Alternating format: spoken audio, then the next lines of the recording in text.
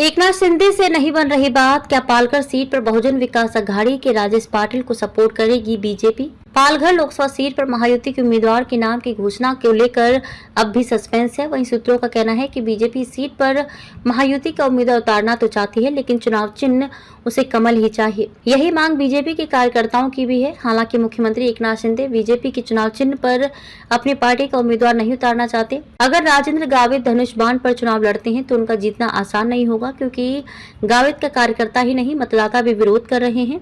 खासकर पालघर के ग्रामीण इलाकों में उनके प्रति काफी गुस्सा है। माना जा रहा है कि बीजेपी बहुजन विकास अघाड़ी को समर्थन देगी। पालघर सीट पर 20 मई को मतदान होना है, लेकिन अब तक यहां महायुति के उम्मीदवारों के नामों की घोषणा नहीं हुई है। अब तक महाविकास अघाड़ी की ओर से शिवसेना उद्धव की भारती कामडी को उम्मीदवार घोषित किया गया है और उनका प्रचार अभियान जोरों पर चल रहा है।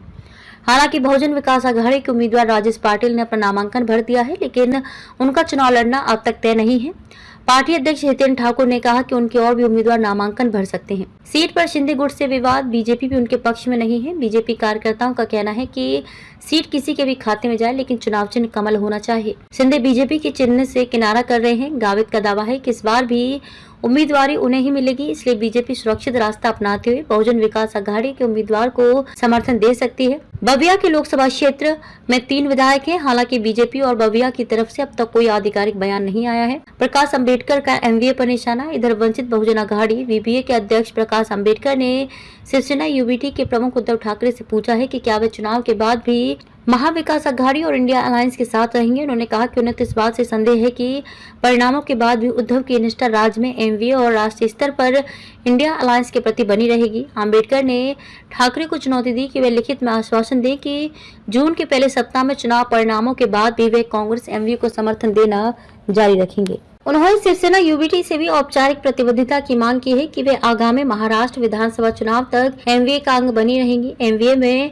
मतभेदों की ओर इशारा करते हुए अम्बेडकर ने सवाल किया कि ठाकरे मतदाताओं को अभी से लिखित में ये आश्वासन क्यों नहीं दे सकते। जनता के समक्ष अभी से ये स्पष्ट हो जाना चाहिए, अन्यथा इन सब का कोई मतलब नहीं है। इससे पहले वीबीए प्रमुख ने संकेत दिए थे कि चुनाव परिणामों के बाद शिवसेना यूबीटी और एनसीपी शरद पवार बीजेपी के साथ जा सकती हैं, जिसके सबसे बड़ी पार्टी के रूप में उभरने की संभावना है। वीबीए किसी गठबंधन के साथ नहीं है।